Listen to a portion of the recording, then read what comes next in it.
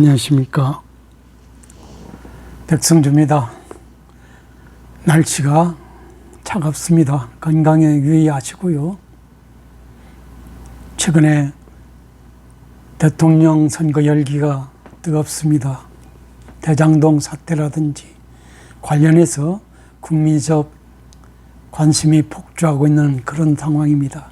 그런 가운데서 엊그제 윤석열 후보께서 대통령이 치세종의 전두환 대통령의 경제정책의 어떤 성공적 그런 치세를 말함으로써 전두환 대통령이 소위 광주 민주화 사태라든지 이런 점에 비추어서 논란이 가중되고 있는 것 같습니다.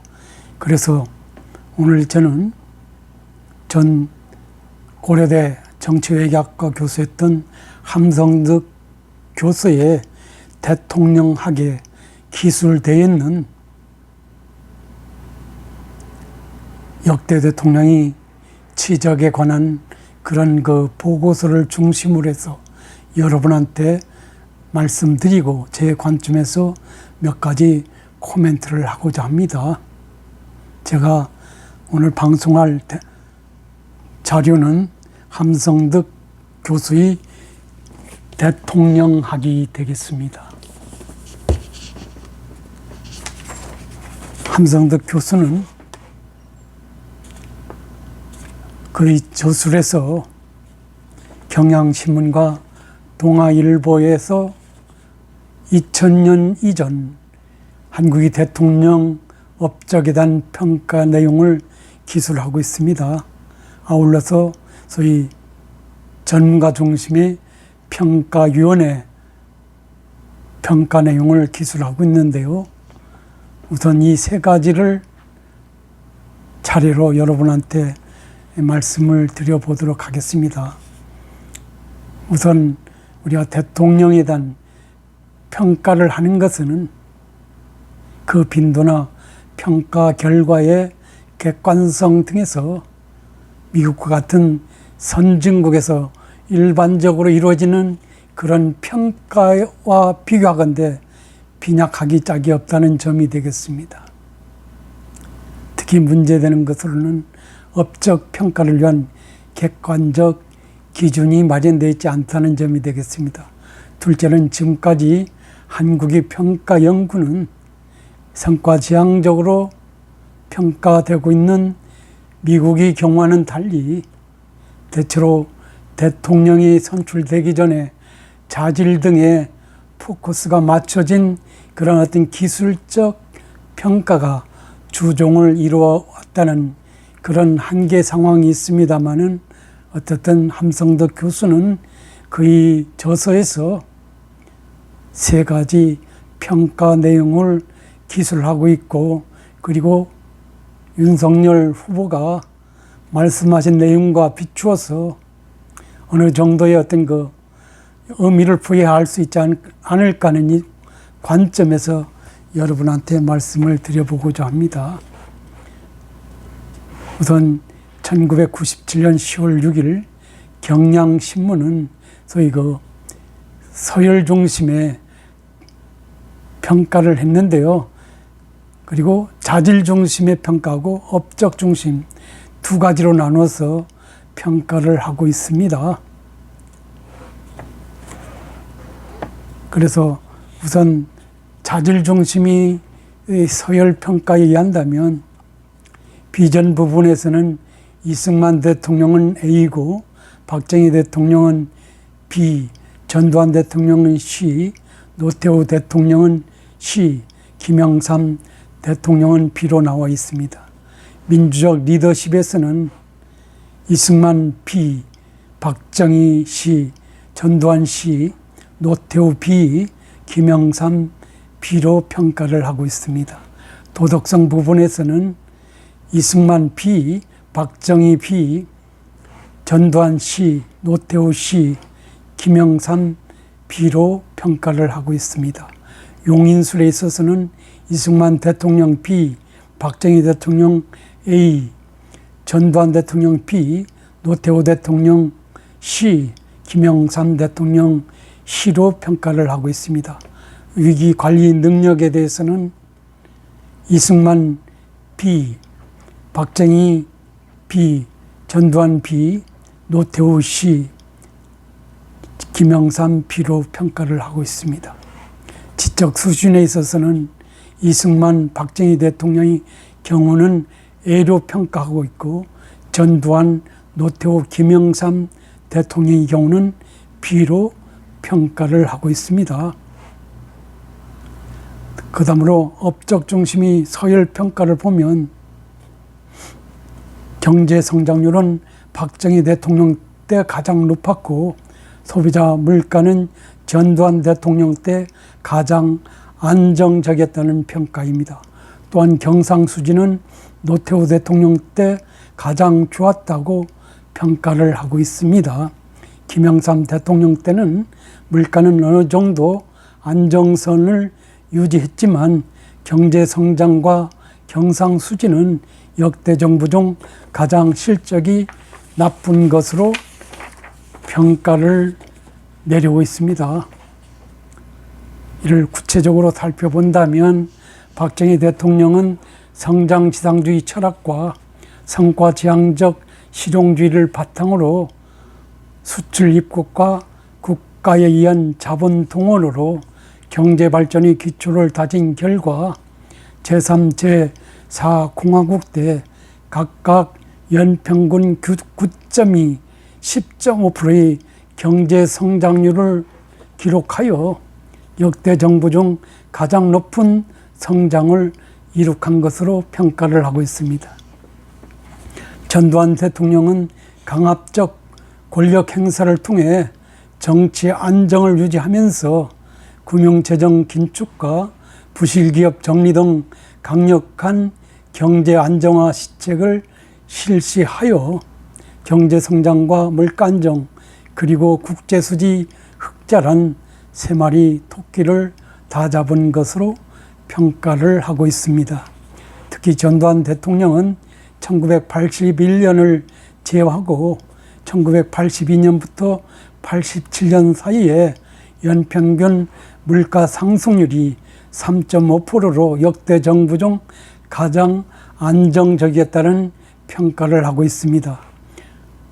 김영삼 대통령은 정권이 정통성을 확보한 토대 위에서 사회적 합의보다는 정치 논리에 입각해서 금융, 부동산 실명제, 지방자치 실시, 공직자 사정, OECD 가입 등 강력한 제도개혁을 추진했으나 집권 후반기 경제 불안과 대기업 연쇄부도 등으로 성장과 계획이 조화와 합리적 권력 행사의 문제가 차기 정부의 과제로 부상했다는 그런 평가를 내리고 있습니다. 이어서 1998년 8월 14일 동아일보의 평가에서는 주로 자질 대신 업적 중심의 대통령 평가를 하고 있습니다. 첫째, 우리 국민은 최악의 정책 실패로는 김영삼 대통령의 IMF 체제 대응을 꼽았습니다. 상대적으로 박정희 대통령이 정책에 대해서는 매우 잘했다라는 평가를 내리는 것으로 나타났습니다. 이러한 평가 결과는 500명의 여론 선도층과 2000명의 일반인을 대상으로 한 여론조사의 결과로서 일반인의 54.3%가 1997년 IMF 체제를 정부가 가장 잘못 대처한 사건이라고 답했고, 여론 선도층의 39.2%도 이에 동조를 한 것으로 나타나 있습니다. 둘째, 정부가 잘못 대처한 사건들로는 일반인과 여론 선도층 모두 1980년 광주 민주화 운동을 들었고, 그 위에도 한국 전쟁 발발, 유신헌법 제정, 5.16 군사 정변, 삼선 개헌 등을 지적했던 것으로 나타나 있습니다.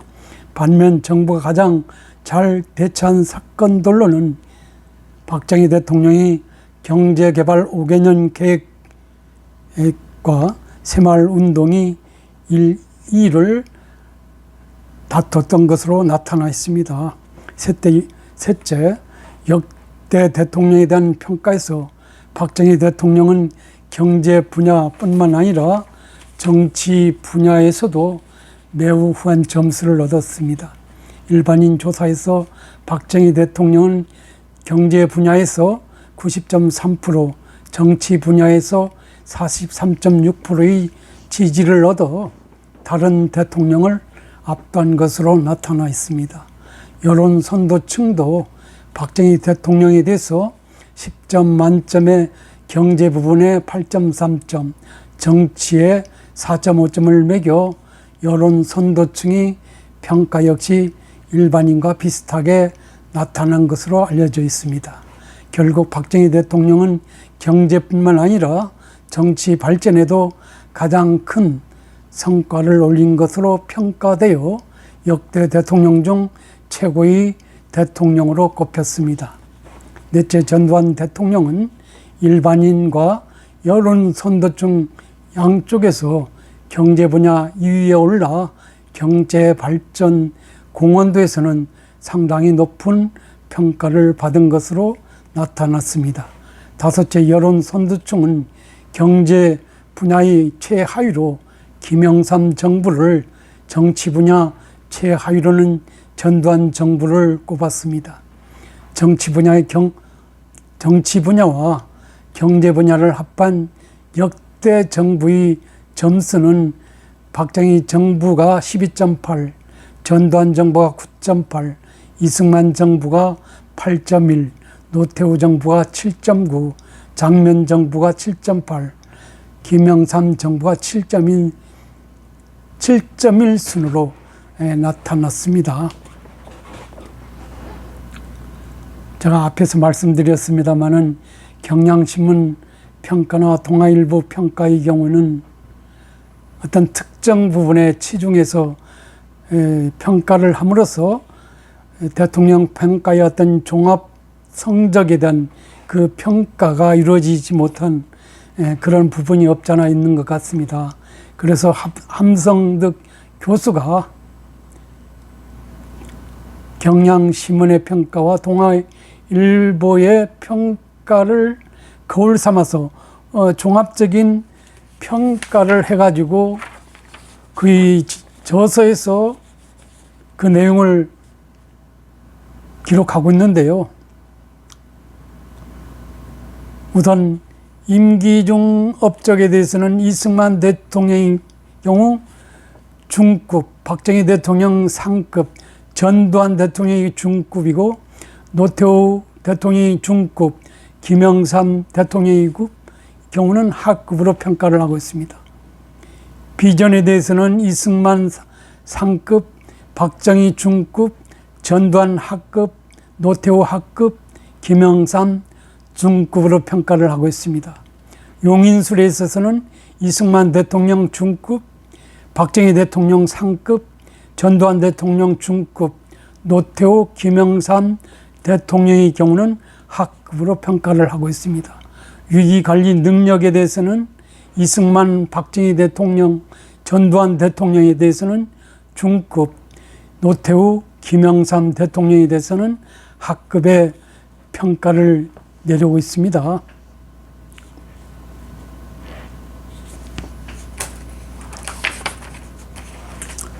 이 내용을 약간의 구체적으로 여러분한테 말씀드리다 본다면 우선 업적 평가에서도 연평균 10%에 달하는 급속한 경제 성장률을 이룩한 박정희 대통령이 가장 두드러진 대통령으로 평가를 하고 있는 것입니다.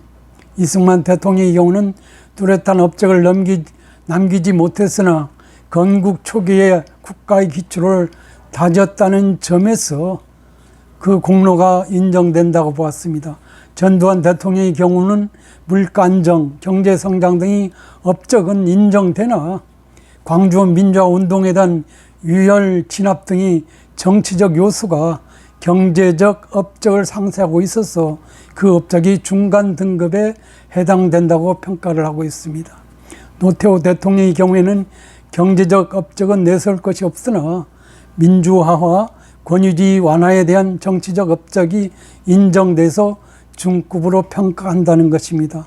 김영삼 대통령의 경우는 경제적 업적으로 내세울 만한 뚜렷한 것이 없으며 특히 경제 실정으로 IMF 구제 금융이라는 위기 사태를 초래하여 낮은 등급이 평가를 내렸다는 것입니다.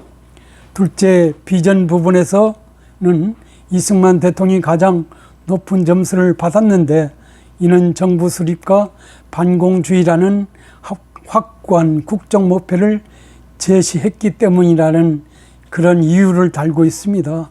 박정희 대통령 또한 조국 근대화와 국가 안보라는 정책 목표를 제시함으로써 두 번째로 높은 평가를 받았다는 것입니다. 그러나 전두환 대통령과 노태우 대통령의 경우에는 정의사회 실현과 보통 사람이 시대와 같은 실천력 없는 공허한 구호만을 부르짖었기에 가장 낮은 평가를 받았다는 것입니다. 김영삼 대통령의 경우는 신한국 창조, 역사 바로 세우기 등이 정치적 비전을 제시했고 이러한 비전이 제시는 국민들이 호응을 어느 정도 얻을 수 있었다는 점에서 중간 등급이 평가를 내릴 수 있었다는 것입니다. 셋째로 도덕성에서는 이승만, 박정희, 김영삼 대통령이 모두 중급의 평가를 받았습니다. 특히 전두환 대통령과 노태우 대통령의 경우에는 정치 비자금과 친인척 및 측근들이 부정부패, 군사 쿠데타에 의한 정권을 창출 등으로 낮은 평가를 내렸다는 것입니다. 용인술에 있어서 박정희 대통령은 뛰어난 인재의 발탁과 활용으로 가장 높은 평가를 했다는 것입니다. 다음으로 전두환 대통령의 경우에는 군 출신 인사의 등용보다는 합리적 관료의 선발로 인한 치세의 어떤 중요성을 감안해서 중간 등급의 평가를 내렸다는 것입니다. 이승만 대통령의 경우에도 인재의 발탁보다는 발탁된 인재의 충성심을 고취시키는 능력이 인정되어 중간 등급의 평가를 내렸다는 것입니다. 반면에 노태우 대통령과 김영삼 대통령은 능력보다는 인연, 지연, 학연 등의 근간 인사 형태를 강하게 보임으로써 낮은 평가를 내렸다는 것입니다. 자질평가에서 이승만 대통령은 높은 지적 능력과 위기 극복에서의 강력한 카리스마로 인해서 높은 평가를 내렸다는 것입니다. 박정희 대통령 또한 당시 시대 상황이 요구했던 카리스마를 갖춘 데다가 국정에 필요한 전문적 지식이 함양에 높은 열의를 보여주어서 높은 평가를 내렸다는 것입니다. 전두환 대통령의 경우에는 과감한 추진력과 국정 운영의 열의는 높이 평가되나 시대 상황이 요구했던 민주적 리더십을 결여하여 중간 등급이 평가를 내렸다는 것입니다. 그러나 노태우 대통령과 김영삼 대통령은 민주적 리더십이 자질을 갖추었으나 우유보다는 성격과 국정 운영의 전문성 제고 노력이 부족해 낮은 평가를 내렸다는 것입니다. 이어서 한국 대통령 평가위원회의 평가 내용을 말씀드려 보겠습니다. 2002년 한국 대통령학 연구소가 조선일보의 재정 지원 아래 한국 대통령 평가위원회를 구성해서 당시 재직 중인 김대중 대통령을 포함해서 역대 대통령에 대해서 한국 최초로 가장 체계적이고 장기적인 관점 즉 추적 평가를 시도했었는데요. 그 평가에 따른다면 100점 만점에 1순위 박정희 63.56, 김대중 58.64, 김영삼 50.96, 이승만 49.40, 전두환 49.30, 노태우 44.36, 장면 42, 최규하 30.94인 것으로 평가가 됐습니다. 이런 평가 결과에 대해서 당시 평가위원회에 참석했던 이현창 교수는 다음과 같은 구체적 평가를 내리고 있습니다. 우선 전두환 전 대통령은 정치적으로 광주 학살이 책임자이기는 했지만 김재익이라는 유능한 관료가 역량을 펴도록 지원하고 보호했고, 그 덕분에 1980년 경제위기를 극복했으며 1986년, 88년 대호황위기를 닦았다라는 그런 후한 평가를 하고 있습니다. 특히 박정희 대통령이 제시한 조국 근대화와 경제 발전은 당시 보릿고개에서 고통을 당하는 국민들에게 설득력을 지닌 비전으로서 강력한 인상으로 다가왔다라는 평가를 하고 있습니다. 그것은 또한 상당한 정도 현실화됐기에 단연 인류로 박정희 대통령을 평가하지 않을 수 없다고 평가를 내리고 있습니다.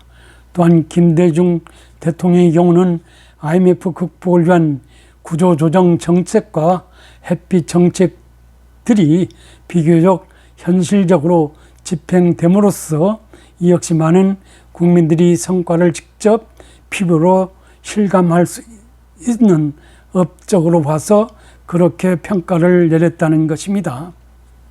이승만 대통령의 경우 이 땅에 민주주의를 도입하고 해방과 한국 전쟁 이후 폐허에서 새로운 국가 형성을 달성함으로써 상당한 업적을 세운 것으로 생각되었으나 평가 결과는 상당히 낮은 점수를 받을 수밖에 없었던 것은 일반인들의 인식이 다소는 낮기 때문이 그런가 아닌가 하는 그런 말씀을 하고 있습니다. 특히 이승만 대통령의 업적에 대해서 일반인의 인식이 왜곡된 것이 없는지는 물론 이승만 대통령에 대해 보다 세밀하고 객관적인 평가가 수립되어야 할 것이라는 그런 결과를 말씀하고 있는 것입니다.